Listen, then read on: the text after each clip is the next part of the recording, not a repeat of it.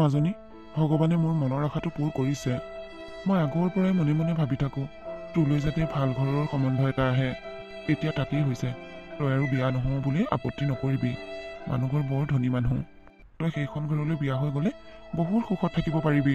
একো বস্তুৱেই অভাৱ নেপাওঁ। মই এতিয়া তোক যিবোৰ দিব পৰা নাই সেইখন ঘৰত তই সকলোবোৰ পাবি। তেওঁলোকে তোক বহুত মৰম কৰিব। তোৰ একো বস্তুৰেই অভাৱ নহয়। কি কথা কৈছা দেউতা? সন্তানক জানো মাক দেউতাকৰ বাহিৰে শাহুৰ শহুৰে মৰম দিব পাৰে? পাৰে মাজনী, পাৰে। কিয় নোৱাৰে? বোৱাৰীজনীয়ে যেতিয়া নিজৰ শাহুৰ শহুৰক নিজৰ মাক দেউতাক বুলি ভাবিব, তেতিয়া সেই শাহু শহুৰেও বোৱাৰীক নিজৰ ছোৱালীৰ দৰে ভাবিব। পিছত আকৌ শাহুৰ শহুৰৰ মৰম পাই তই এই দুখীয়া দেউতাৰকে পাহৰি যাবি। তেনেকুৱা কেতিয়াও নহয় দেউতা। তোমাৰ এই ৰাজকন্যাক তোমাৰ বাহিৰে আন বেলেগে কেতিয়াও বেছি ভাল পাব নোৱাৰে। আগে বিয়াখন হৈ যাবলৈ দে, তাৰ পিছত গম পাবি। তোৰ দৰে এজনী ৰাজকন্যাক কোনেও বেয়া পাব নোৱাৰে। দেউতা, ভগৱানে যাতে তোমাৰ মনৰ আশা পূৰ কৰে। কবিতা, তোমাৰ লগত মোৰ দুটামান কথা আছে। কওক মা। তুমি এজন ৰিক্সাৱালাৰ ছোৱালী হোৱাৰ পিছতো তোমাক এইখন ঘৰৰ বোৱাৰী কৰি আনিছোঁ মোৰ ল'ৰাৰ কাৰণে। এইখন ঘৰৰ ডাঙৰ বোৱাৰী হ'বলৈ পাই তুমি বেছি আনন্দ কৰিব নালাগে। তোমাক মই এইখন ঘৰত বহি বহি খাবলৈ বিয়া কৰা অনা নাই মোৰ ল'ৰাৰ কাৰণে। তোমাক মই এইখন ঘৰৰ বান্দি কৰি আনিছোঁ। তুমি নাভাবিবা যে আজিৰ পৰা তুমি এইখন ঘৰৰ নতুন বোৱাৰী। আজিৰ পৰা তুমি হৈছা এইখন ঘৰৰ নতুন কাম কৰা মানুহ। কি হ'ল? মোৰ কথা শুনি কি তোমাৰ গোটেই সৰহখন ভাগি মূৰতে পৰা যেন লাগিছে নেকি? অঁ মা, তেনেকুৱাই লাগিছে। আপোনাৰ কথা শুনি গোটেই সৰহখন ভাগি মোৰ মূৰতে পৰিছে যেন লাগিছে। মইতো নিজেই আপোনাৰ ল'ৰালৈ বিয়া হৈ অহা নাই। আপোনালোকে মোক পচন্দ কৰি বিয়া কৰাই আনিছে। মোৰ দেউতাই ডাঙৰ চাকৰি নকৰে সঁচা, কিন্তু মোৰ দেউতাই ৰিক্সা চলালে বুলি আপোনালোকে মোৰ লগত এনেকুৱা কৰিব নোৱাৰে। দুখীয়া ঘৰৰ ছোৱালী কি ধনী ঘৰত বোৱাৰী হোৱাটো পাপ নেকি? ঐ ছোৱালী, চুপ। তই কি মোৰ মাৰ মুখে মুখে কথা কবি? একেবাৰে চৰে। মই কিন্তু বেছি কথা কোৱা মানুহ ভাল নাপাওঁ। আৰু শুন, ৰাতিপুৱা সোনকালে উঠিবি। ঘৰৰ কোনো মানুহ নুঠোতেই, যাতে বাহিৰৰ এন্ধাৰে হৈ থাকে। আৰু উঠিয়েই ঘৰ চোতাল সাৰিবি। ঘৰ চোতাল সাৰি বাহি বন কৰি হোৱাৰ পিছতে পাকঘৰৰ কামত লাগিবি। আৰু বেমাৰ আজাৰ হৈছে বুলি যাতে ভেকচিন ধৰি নাথাক। আৰু এটা কথা, মই কিন্তু ৰাতিপুৱা গৰম পানীহে গা ধুওঁ। আৰু যিকোনো কথা ক'লে মই কিন্তু এবাৰহে কওঁ। দুবাৰ ক'বলগীয়া হ'লে চাবি কিন্তু। দুবাৰ কোৱা কথা কেনেকৈ ক'ব লাগে মই সেই কথাটো ভালদৰে বুজাই দিম। ময়ো এবাৰ কোৱা কথাটো কিন্তু দুবাৰ নকওঁ, মনত ৰাখি ল'বি। আৰু মোৰ মুখখন যিমান চলে তাতকৈ হাতখন কিন্তু বেছি চলে। কি? আপুনি তাৰমানে মোৰ গাত হাত তুলিব? অকল হাত তোলাই নহয়, আৰু কিবা কিবি কৰিব পাৰোঁ। তোমালোক দুটাই মনে মনে আছা কিয়? তোমালোকে কোৱা, তোমালোকৰ কি কাম আছে? বৌ, মই খাই বহুত ভাল পাওঁ। গতিকে তুমি ধুনীয়া ধুনীয়া ৰান্ধিবা আৰু মই খাম। আৰু এটা কথা, মই কিন্তু এদিন পিন্ধা কাপোৰযোৰ দুদিন পিন্ধিব নোৱাৰোঁ। মোৰ কাপোৰকেইটা ধুই দিলেই হ'ল। বৌ, মই ঘৰৰ কাম কৰি বহুত বেয়া পাওঁ। মোবাইল চাই থাকিয়ে ভাল পাওঁ। এতিয়া তুমি আহিলা যেতিয়া ঘৰৰ কামবোৰ তুমি কৰিবা, মোৰ একো কাম নাই। মই খালি সময়মতে খাবলৈ পালেই হ'ল। চকু পানী উলিয়াই থাকিব নালাগে। মই চকু পানী একদম ভাল নাপাওঁ। আমি সকলোৱে যিবোৰ কথা কৈছোঁ কথাবোৰ মানি চলিলেই হ'ল। আৰু মনোজ, কি মা? তাইৰ পৰা গহনা গাঁঠিখিনি খুলি আবেলিলৈ মোৰ হাতত দি দিবি। ঠিক আছে মা, হ'ব। ঐ, তই ক'লৈ যাওঁ? মইতো এইখন ঘৰৰ কাম কৰা মানুহ। আপোনাৰ মায়ে কৈ গ'ল। গতিকে মই ভাবিছোঁ এতিয়াৰ পৰা কাম ষ্টাৰ্ট কৰিয়ে দিওঁ। ঐ, তোৰ মুখখন বেছি চলিছে। মায়ে তোক এতিয়াৰ পৰা কৰিবলৈ দিয়া নাই নহয়। বেছি মতলবি কৰি নেদেখুৱাবি, আকৌ পিটন খাবি। কি? আপুনি মোক মাৰিম বুলি দম দিছে? অঁ, দিছোঁ। তাৰমানে তই মোৰ মায়ে কোৱা কথা হজম কৰিব পৰা নাই, সেইকাৰণেই দিছোঁ। যা, ৰুমলৈ যা আৰু এই গহনাবোৰ খুলি মাৰ হাতত দি দিবি। ছোৱালী, এজনী ৰিক্সাৱালাৰ জীয়েক হৈ তোৰ ইমান দম, তই মোৰ মাৰ মুখে মুখে কথা ক। বা, খাবলৈ ইমান ভাল লাগিছে। বৌয়ে বৰ ধুনীয়াকৈ ৰান্ধিব জানে দেই। খা, ৰান্ধিব নাজানিব কিয়? সেইকাৰণেইতো ৰিক্সাৱালাৰ জীয়েকক চাই পেলাই বিয়া পাতিছোঁ। আজি যদি ধনী ঘৰৰ ছোৱালীজনী বিয়া পাতিলোঁ হয়, তেনেহ'লে এনেকৈ সোৱাদ লগাকৈ ৰান্ধি বাঢ়ি খোৱালে হয় জানো? চবে তাইৰ কথা মতে চলিব লাগিল হয়। আপোনালোকে চব কথাৰ মাজলৈ মোৰ দেউতাক কিয় টানে? ৰিক্সাৱালা বুলি কয়। ৰিক্সাৱালা হ'লেওতো তেওঁ এজন মানুহেই হয় ন। এইজনী কথা শুনি এনেকুৱা লাগিছে যে তাইৰ দেউতাকক ৰিক্সাৱালা বুলি নকয় অফিচাৰ বুলি ক'ব লাগে নেকি? হ'ব নেকি মা? খোৱা বোৱাৰ সময়ত এইবোৰ অকণমান বন্ধ কৰাচোন। বৌ, তুমিও বহা আকৌ, একেলগে খোৱা আমাৰ লগত। ঐ, তহঁত দুটা চুপচাপ মাৰি খা আৰু উঠি যা। তহঁতৰ মুখখন অলপ বেছি বাঢ়িছে। মই কি ৰিক্সাৱালাৰ জীয়েকৰ লগত একেলগে সমানে বহি খাম বুলি ভাবিছা নেকি? ভাইটি, তোমালোকে খোৱা, মই পিছত খাম। এনেও ৰান্ধনীয়ে সমানে ভাত খাবলৈ নাপায় নহয়। ঠিক আছে দিয়া বৌ, হ'ব। মা, তোমাৰ কথাবোৰহে শুনি ভাল নাপাওঁ। অকণমান কথাবোৰ কওঁতে ভাবি চিন্তি ক'বা। মায়েনো কি বেয়া কথাটো ক'লে? তাইৰ দেউতাক ৰিক্সাৱালা, সেইকাৰণেহে ৰিক্সাৱালা বুলি কৈছে। তাতে আকৌ কি বেয়া পাব লাগে? হ'ব দাদা, ৰিক্সাৱালাৰ জীয়েক হ'লেও সেইজনী এতিয়া তোৰেই পত্নী। ঐ, তহঁত দুটাই মোক এতিয়া কথা শিকাবি নেকি? খাবলৈ মন আছে যদি খা, আৰু খাবলৈ মন নাই যদি উঠি যা। হ'ব, আপুনি ইমান খং কৰিব নালাগে। মোৰ কাৰণে সিহঁতক এনেই গালি পাৰিব নালাগে। ভণ্টি, ভাতকেইটা খোৱা, দাদাৰ কথাত লাগি নাথাকিবা।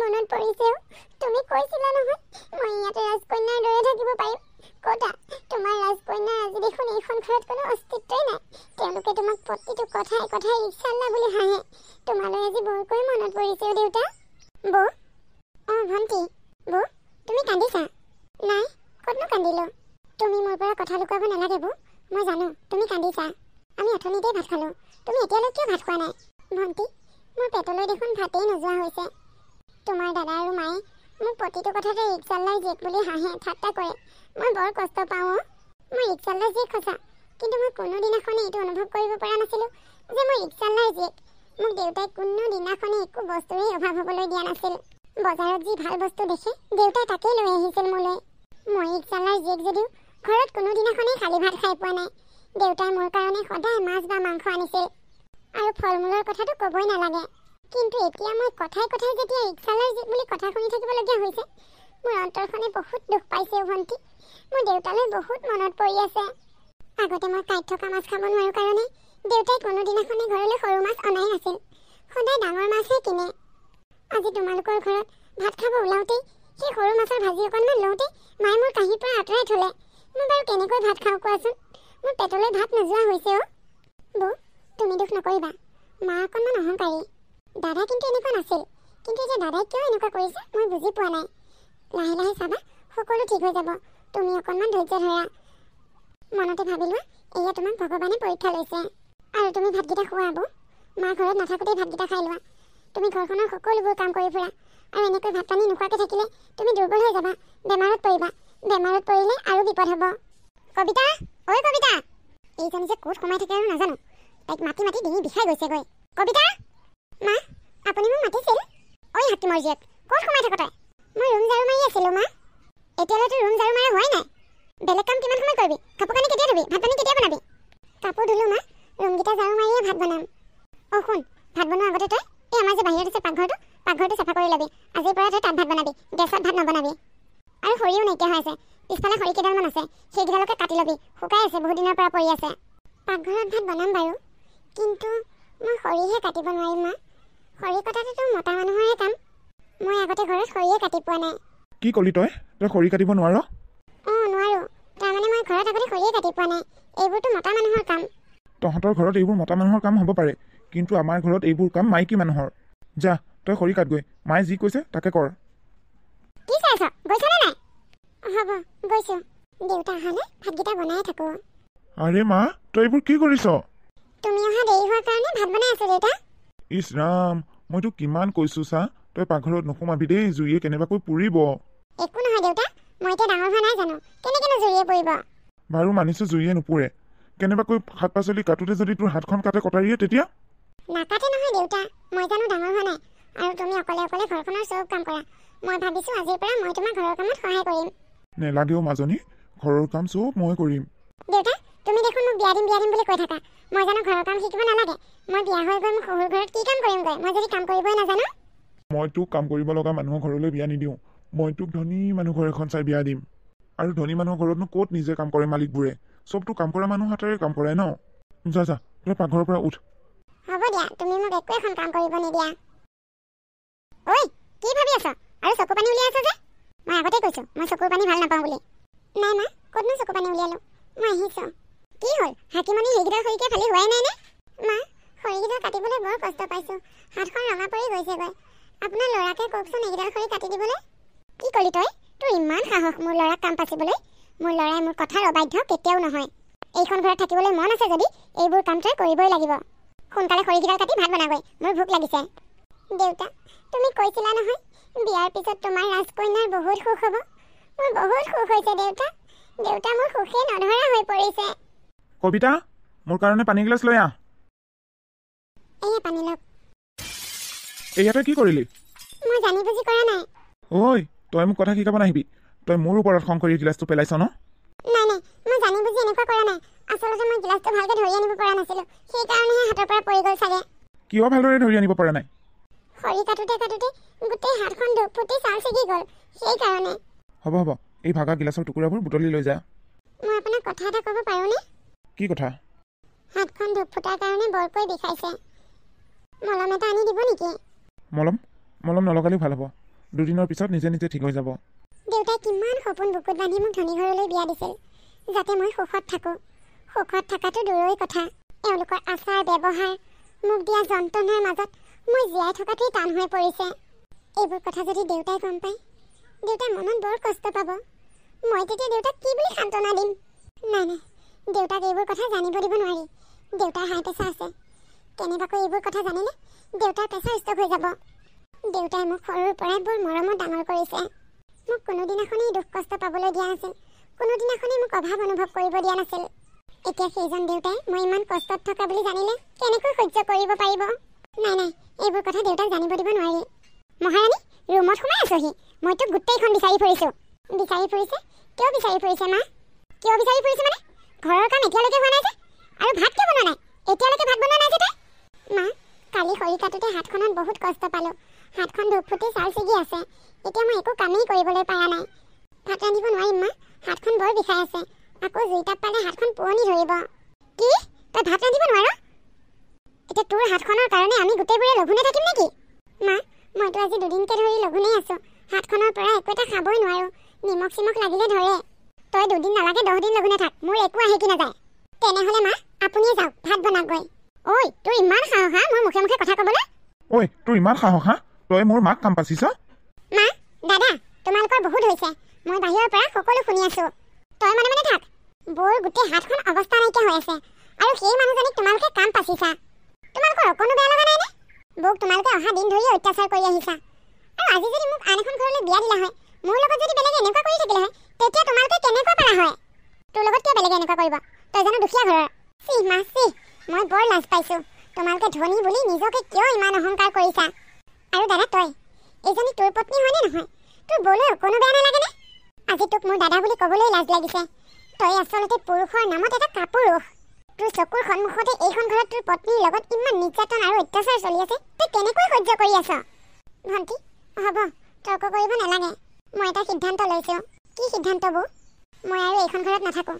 মই এইখন ঘৰৰ পৰা আজিয়ে গুচি যামগৈ। তুমি যাব খুজিছা যোৱা বৌ, মই তোমাক মানা নকৰোঁ। এইখন ঘৰত ইমান অত্যাচাৰৰ মাজত তুমি থাকিব নালাগে। তোমাৰ ঠাইত যদি আজি মই হ'লোঁ হয়, ময়ো সেই একেটা কামকেই কৰিলোঁ হয়। তুমিতো ইমান দিন ধৈৰ্য ধৰিছা, মইতো ইমান দিন কেতিয়াও ধৈৰ্য নধৰিলোঁ হয়। মই আপোনাক ডিভোৰ্চ দিম। মই ডিভোৰ্চৰ পেপাৰ পঠিয়াই দিম, আপুনি চাইন কৰি দিব। কবিতা, তুমি মোক কেনেকৈ ডিভোৰ্চ দিম বুলি ক'ব পাৰিলা? মই তোমাৰ স্বামী। আপোনাৰ দৰে স্বামীৰ মুখত মই থু পেলাই দিম। ভগৱানৰ ওচৰত মই প্ৰাৰ্থনা কৰিছোঁ, মই যি স্বামী পাইছোঁ, মোৰ দৰে যাতে আন 10জনী ছোৱালীয়ে আপোনাৰ দৰে স্বামী নাপায়। এইজনী ইমান অহংকাৰী, নিজৰ স্বামীৰ মুখত থু পেলাই দিম বুলি কৈছে। এনেকুৱা জানুৱাৰৰ দৰে স্বামীৰ মুখত থু পেলোৱাই যোগ্য। আৰু কোনে কৈছে এওঁ মোৰ স্বামী বুলি?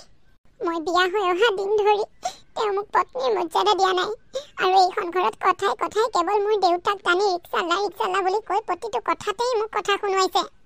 পত্নীৰ কিবা এটা বেমাৰ হ'লে যিজন মানুহে এটা ঔষধ যোগাৰ ধৰিব নোৱাৰে, সেইজন মানুহ মোৰ কিহৰ স্বামী? কবিতা, প্লিজ কবিতা, তুমি মোক এৰি নাযাবা। মই তোমাৰ লগত যি কৰিলোঁ সেয়া ভুল কৰিলোঁ, কিন্তু মই সেইবোৰ মোৰ নিজৰ ইচ্ছামতে কৰা নাছিলোঁ কবিতা। এইবোৰ কৰিবলৈ মোক মায়ে বাধ্য কৰাইছিল, আৰু মই যদি তোমাৰ লগত এইখিনি নকৰিলোঁ হয়, তেনেহ'লে মায়ে তোমাৰ লগত আৰু বেছি অত্যাচাৰ কৰিলে হয়। গতিকে আপুনি মাৰ মতেই চলক আৰু মাৰ কথা শুনি থাকক। মই আপোনাৰ লগত সংসাৰ কৰি আৰু থাকিব নোৱাৰিম।